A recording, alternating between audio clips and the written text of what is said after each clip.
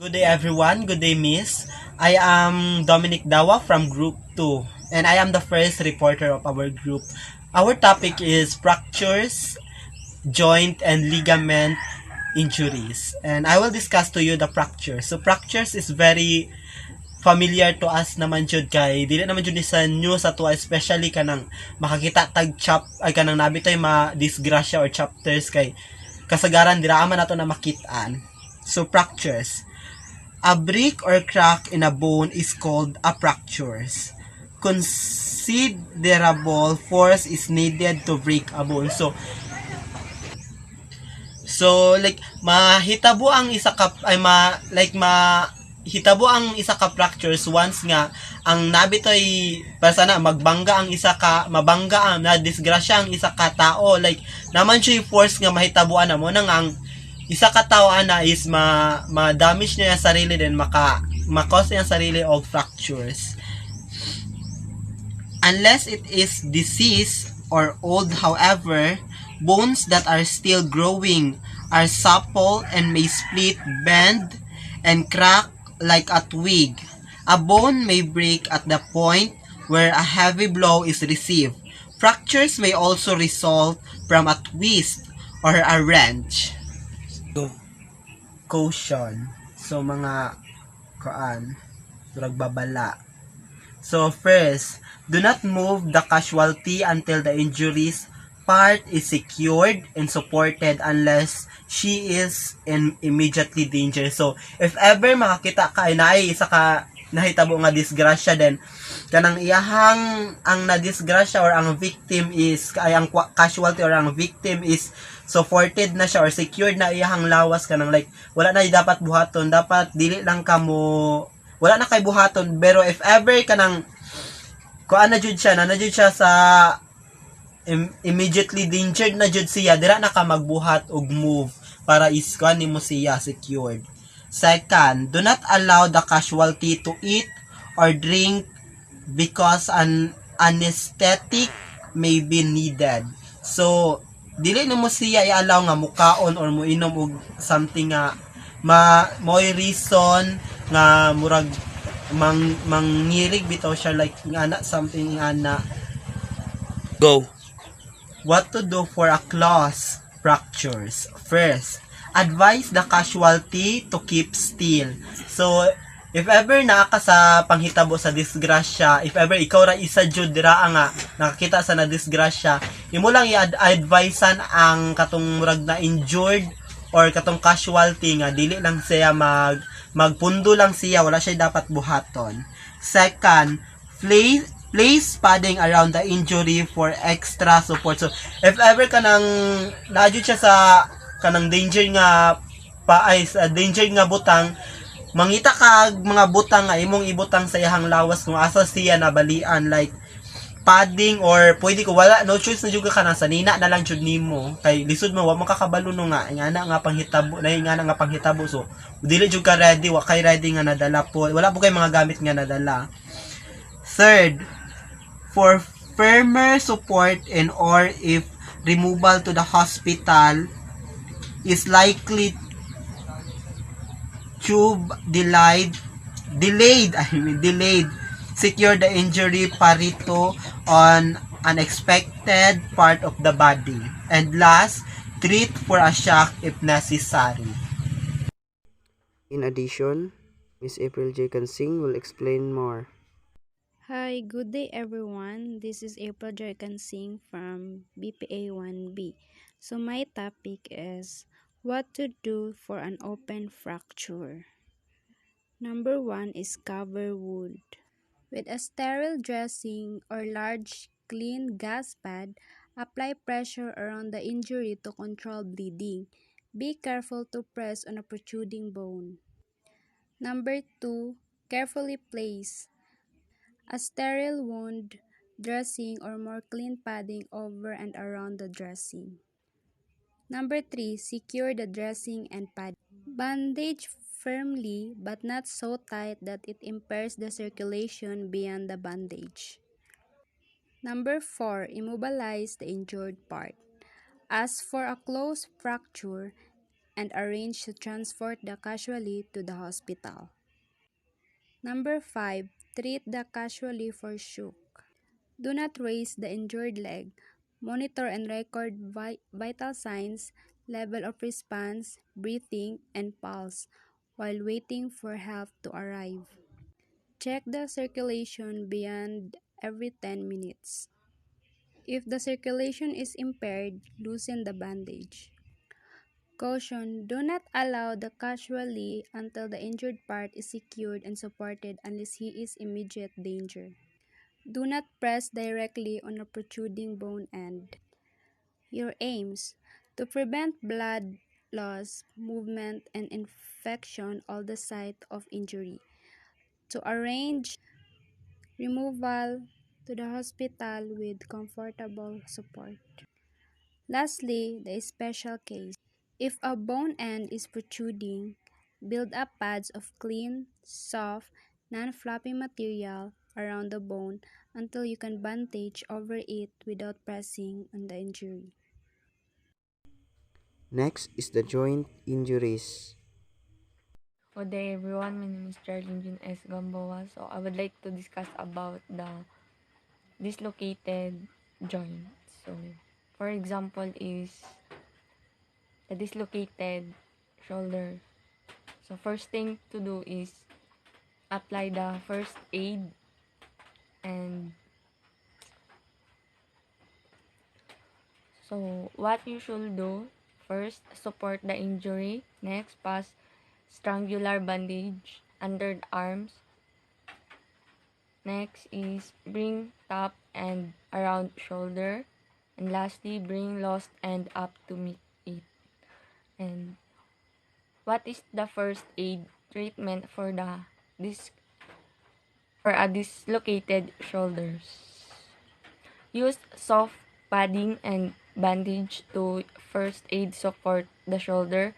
If available, apply ice packet.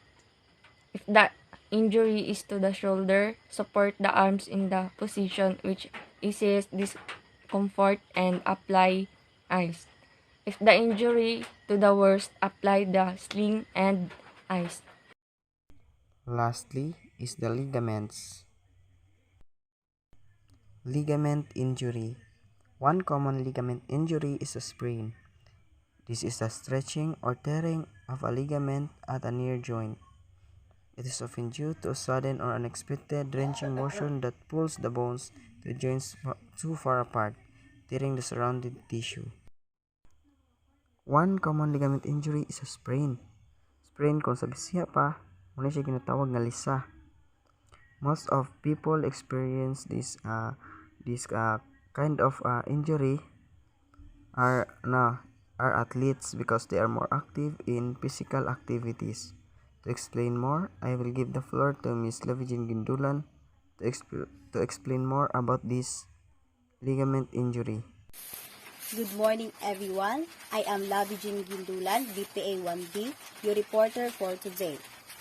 I just want to report a ligament injury, the causes, symptoms, and treatment. A ligament injury is a band of tough, flexible, fibrous connective tissue which connects to bones or cartilages or holds a joint together. When overstretched, tearing can occur in the ligaments. One of the most commonly affected joints for torn ligaments is the knee. And there are 3 types of ligaments around the knee which may be injured. First is the anterior cruciate ligament. Is one of the major stabilizing ligaments in the knee. It is a strong rope-like structure located in the center of the knee, running from the femur to the tibia. When this ligament tears, unfortunately, it doesn't heal and often leads to the feeling of instability in the knee. Second is the posterior cruciate ligament, situated in the back of the knee, is another ligament that connects the femur to the tibia. The posterior cruciate ligament's job is to keep the tibia from moving backwards too far. Third is collateral ligaments are located at the sides of the knee, with the medius inside collateral ligament connecting to the femur femur to the tibia, while the lateral outside collateral ligament connects to the femur to the fibula. These ligaments control the sideways movement of the knee joint. This is the causes of ligament injury. Ligament injuries may be caused by twisting or landing awkwardly, and they are most common when the ligaments around a joint are stretched fully, causing them to tear away from the bone. Anterior cruciate ligament injuries occur most commonly during sports and can happen in several ways, such as a sudden directional change, slowing down while running, landing from a jump incorrectly, or a direct blow to the side of your knee. Posterior cruciate ligament injuries require a strong force to be a bent knee. For example, a football player falling heavily in a bent knee. MCL and LCL injuries can be caused by a strong force pushing the knee sideways. This is the symptoms of ligament injury. Knee buckling, pain of the location of the torn ligament, swelling, and a feeling of instability in the joint are common symptoms of ligament injury. Patients who tear their ACL may even hear a pop of the time of injury. Non-surgical treatments or cartilage damage can include special exercises, anti-inflammatory drugs, and steroid injections.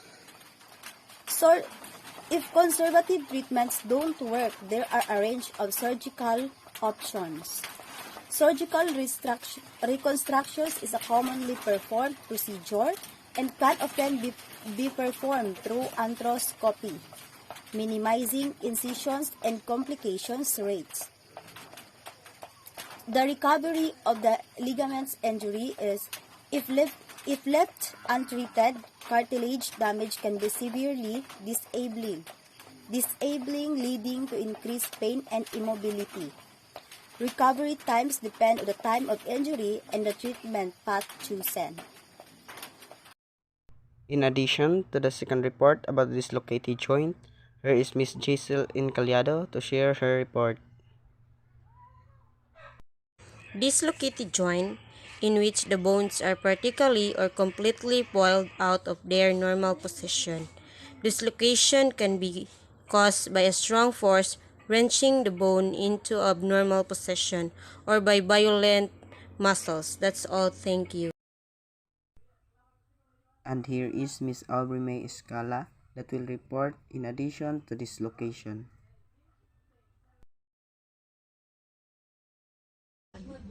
A dislocation is an injury to a joint, a place where two or more bones come together, in which the ends of your bones are forced from their normal positions. So this is a painful injury, and it is temporarily deforms and immobilizes your joint. Dislocation is most common in shoulders and fingers. And let us know what are dislocated joints. A dislocated joint happens when bones are partly or completely pulled out of their normal position. Joints can dislocate when a strong force wrenches or pulls the bone into a normal position. And here are the signs and symptoms of dislocated joint. First is complain of a severe sickening pain, be unable to move the joint, and have swelling and bracing around the joint that it may look shorter, bent, or deformed. So these are the things to do to prevent dislocated joints. So first is, do not try to put the dislocated bone back into its socket as they may cause further injury. Second is, send the casualty to hospital, or you may call 999 or 112 for emergency help if you can take them yourself. Third is, do not raise an injured leg, only raise the uninjured leg. So you must check the circulation beyond any bandages. every 10 minutes and loosen if necessary.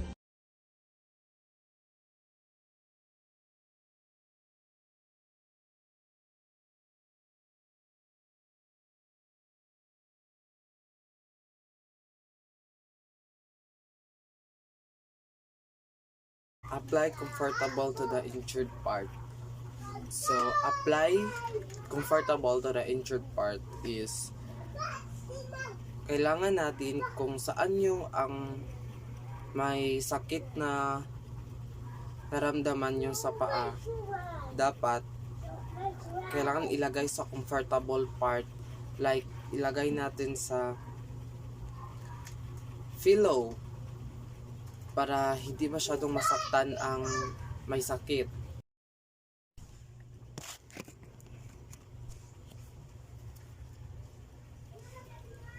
Support the injured.